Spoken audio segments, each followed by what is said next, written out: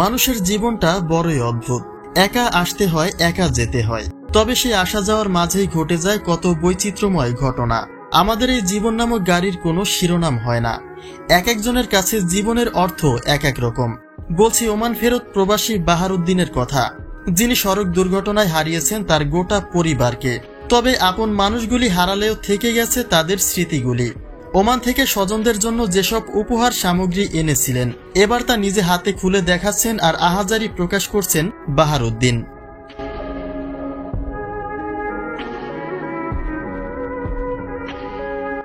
দেশে ফেরার আগে বাহার তার ফেসবুকে একটা স্ট্যাটাস দিয়েছিলেন।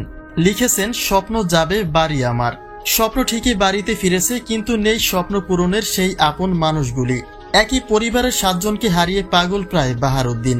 এমন কোনো ভাষা নেই তাকে সান্ত্বনা দেওয়ার, শুধুমাত্র নির্বাক দৃষ্টিতে দেখে যেতে হচ্ছে তার আহাজারি। বাহার বলছেন তিনি এতটাই হতভাগা, যিনি কিনা স্ত্রীর সঙ্গে সংসার করেছেন 1 মাস, সন্তানকে কোলে নিয়েছেন জীবনে একবার। দেশে ফিরেই আদরের মেয়ের সঙ্গে হয় তার প্রথম দেখা, কিন্তু এই দেখাই যে শেষ দেখা সেটা তো জানা ছিল না।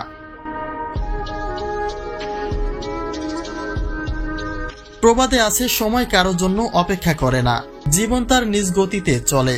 কিন্তু সময় কারোর জন্য থেমে না থাকলেও এমন কিছু ঘটনা থামিয়ে দেয় জীবনের পথ চলা, ভেঙে দেয় সকল আশা ভরসা। একটা ঘটনায় গোটা পরিবারকে হারিয়ে নিঃস্ব প্রায় প্রবাসী বাহারউদ্দিন। তিনি বলছেন তার দেহে নিঃশ্বাস থাকলেও নেই বেঁচে থাকার কোনো অনুপ্রেরণা।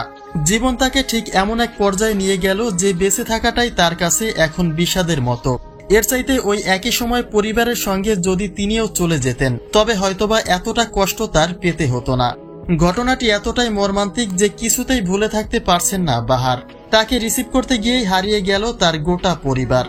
আর সেই যাতনা বেঁচে থেকে সারাটা জীবন বয়ে যাবেন প্রবাসী বাহারউদ্দিন।